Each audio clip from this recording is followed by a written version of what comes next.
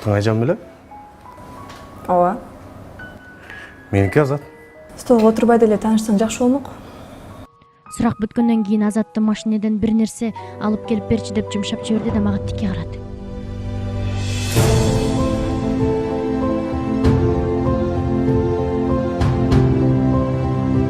Сага жакшылык каалайм. Ушул жерден артка кайт. Азат азыр үйлөнбөйт. Бирок ал мени заардуу көз карашы менен тосуп алды. Эч сөз айткан жок. Баары көз карашынан белгилүү болчу. Ал мени такырга алаган жок. Азат менин уулум. Менин максатым жана тилектерим. Өзүмдү тарткан мүнөзү коорчу акылдуу, тирек боло турган балам. Сыймыгым. Эми тилегим орундалып, сөзүмдөн чыкпаган келин алам деп отурганда Айжан чыга калды. Эмнеге кырылгандай көп кыздар жүрүп дал ушул кызга токтоду? Акылым жетпейт. Эмнеси бар мунун? Моюнга алыш керек. Келбеттүү, сулуу кыз экен. Анысында талаш жокко. Сулуу кыздар азыр азбы? Экинин бири эле каш кирпик чаптап салып сулуу болуп атышат го. Сулуулугундай эле эмес кеп. Бирок бул кызда башка нерсе бар. Уулумдун акылын алган да ошол болуп жатпайбы? Акылдуу экенин сокурга деле көрүнүп турат. Бир аз жашаган соң уулумдун мурдунан сүйрөп эле жетектеп кетет. Менин коркконум дал ошол. Жашы да улуу болуп жатпайбы?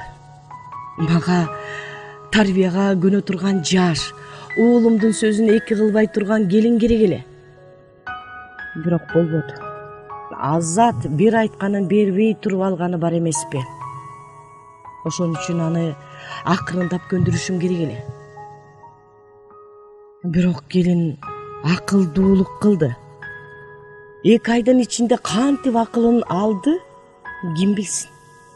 3 жылсыз үйлөнбөйм деген балам жан талашып үйлөнөм деп чыкты. Ай, бул кызда бир бала бар. Үйлөнбө десем эле сөзүмдү уга турчу бала эмес. Тоскоол болуп, уулумду душман кылып алгым келбеди. Антип минткиче алар үйлөнүп алышты. Ошол күнү кошуналар менен эле чай ичип отурганбыз. Машинанын үнү чыкты.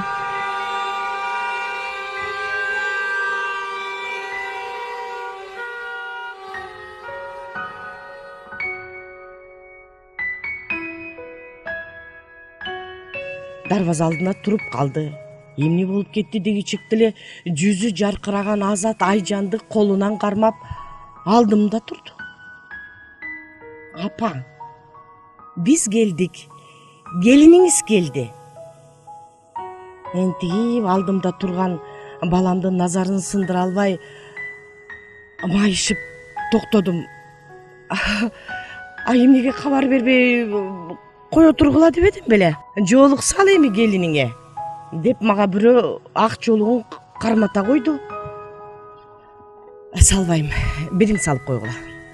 Кадасыз келген немеге башка мамиле жарашпайт. Башына ким жоолук салды, эмне болду деле билбейм. Капыстан шамал келип уруп кеткенсип теңселип туруп калдым. Кабыл алганга аргасыз болдум.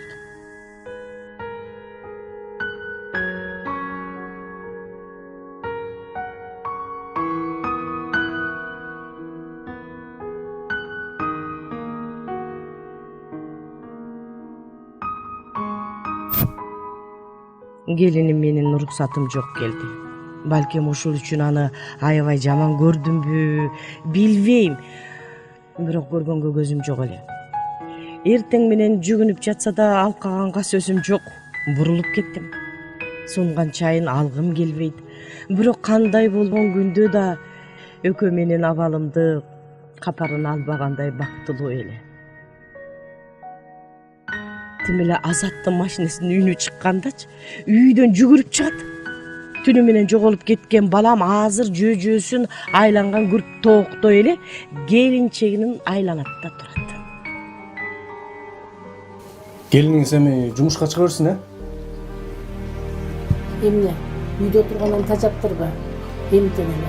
Жок, мен тажаган деле жокмун, бирок Мен сенден сураган жокмун керек болсо.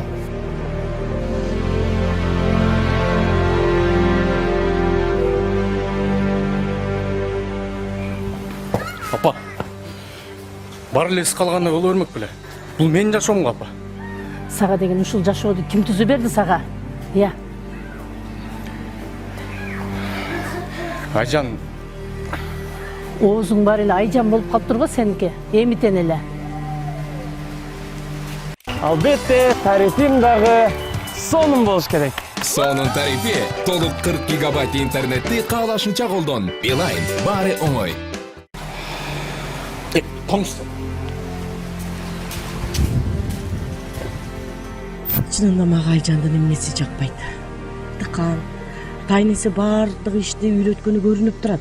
Жанагы интернет деген деле көп отурганы болбосо жумуштун баарын жасайт. Бирок эмнеси жакпайт мага. Көзүндө бир нерсе бар. Тааныш бир учкун бар. Канча ийилсе да көзүндөгү ошол жалын турган.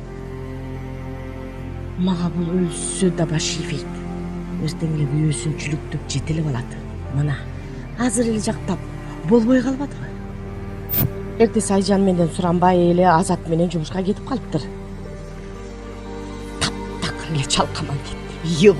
Кой, чогуу иштегендерге бир чай бербей туруп тас таңдап кирип барганы эмнеси? Мен отур деген убакытка чейин отура турса бул келин эмне өлүп кетет беле? Кеш дараң киргиздим. Эми келет десем жок, ана келет десем жок. Азатка телефон чалсам албайт. Тен бир окумда кимдир бирөөлөрдөн шыбырын угуп калдым. Акырын апам укса экөөбүздү өлтүрөт. Эч нерсе болбойт. Сонун эс алдык, жаным деген келиндин назданган үнүн уктум. Сени шашпа, таң атсын. Ошентип эртеси да мага айтпай эле эрте кетип калышыптыр. Дем алыш күнү гана араң кармадым экөөнү.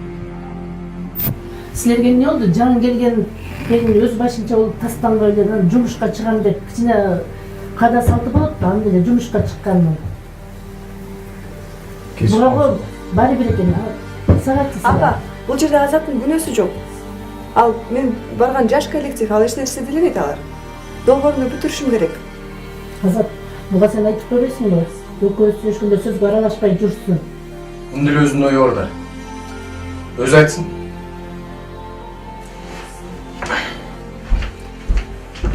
Мына сага келин экөөбүз гана калдык. Апа, мен келгенден бери мени бир да жолу карап койгон жоксуз. Балким мен татыктуумун, билбейм. Сиздин кабарыңыз бар деп айтты эле Азат мага. Мен өлсөм да келбейт болчумун, үйлөнбөйт болчумун. Мен сизди мени жакшы көрүңүз деп айткан жокмун. Атайын жакшы көрүнгүм да келбейт. Бирок Азат үчүн апа, бир сөзгө келели. Мен эртең басып кете турган адам эмесмин. Мен деле түшүп койсоңуз болот. Бир өмүр биргеликте жашайбыз. Сиз кааласаңыз дагы мен сиздин келиниңизмин. Эртеки күнү небереңиздин апасы болом. Сенин бул өжөрлүгүң канчага түтөт өзү? Апа, кайдагы өжөрлүк? Мен сизге эч бир өжөрлүк кылайын деген оюм жок. Менин балам жашоосунан чык дедим, чыккан жоксуң. Үйлөнбөй кое тур дедим, келип алдың, уруксат сурабай эле. Жумушка чыкпа дедим, уже иштеп атасың. Билемди алмаштыр десе, аны да кылган жоксуң. Канча чыдаса болот эми сага? Апа, мен Токтот. мен деле кайсы бир күнү түшүнөрсүз. Мен бул кызды өчүрөм деген сайын жалындаган эмнеси? Кышабай умсуп отуруп калдым. Бир айдан кийин Кудага бармак болдук. Ошондо гана келиндин туулуп өскөн айылын сураштырып баштадым. Кең суу. Кулама шакыры деди. мүмкүн эмес деп тыпырап кеттим. Бизди тосуп жатышкан келиндердин сөздөрүнө кулак түрдүм. Ай ушунча болду, эми жезде деле келип тойдун башына туруп койсо болмок Ай уяты жок да. Жеттиги аялы жибербей койсо керек. Ай Канат байке акылдуу эле адам. Ошол аялына баш ийип калмак. Беле жеңе. Канат кайрадан ойго туйгу сезим боло түштү. Жанымда отурган Азатка суроо салдым. Азат, Ооба. кайнатаң кең сулук беле. Ооба. Аты Канат дейби? Ооба, сиз тааныйсызбы? Жок, мен тааныбайт экенмин. Тиги Айжандын апасы каза болгондон кийин эле байланышпай калышыптыр. Бул жолу да келбей коюптур атасы. Катышпай турбайбы анда? Сиз кең сууда сабак бергем деп жүргөнүңүз беле? Менде баса Айжандан өткөрүп алган сүрөтү бар. Карасаңыз. Азат чөнтөгүндөгү телефонун алып чыгып мага сунду. Сүрөттө сулуу аял менен жылмайган Канат турган экен. Мен дароо эле тааныдым аны. Бүгүнкү күнгө чейин эсимде турган ошол аялдын элеси дароо эсиме түштү. Демек Айжан экөөнүн кызыбы. Айжанды ого бетер жек көрө баштадым. Билем. Өтмүшүбүзгө анын эч бир тиешеси күнөөсү да жок болчу. Акылы менен билип турсам да мен аны жүрөгүмдөн чыгара албай койдум.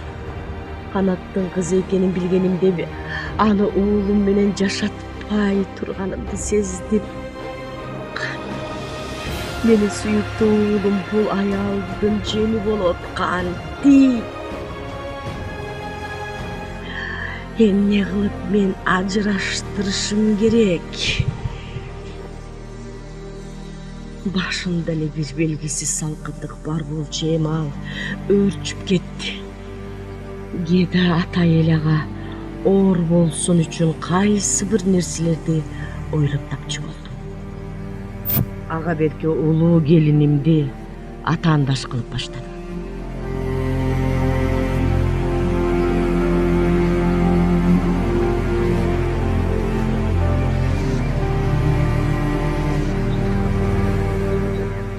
Акыркы көз ачык аталып жүргөн биздин райондо бирөө бар эле. Ошол аялга бардым.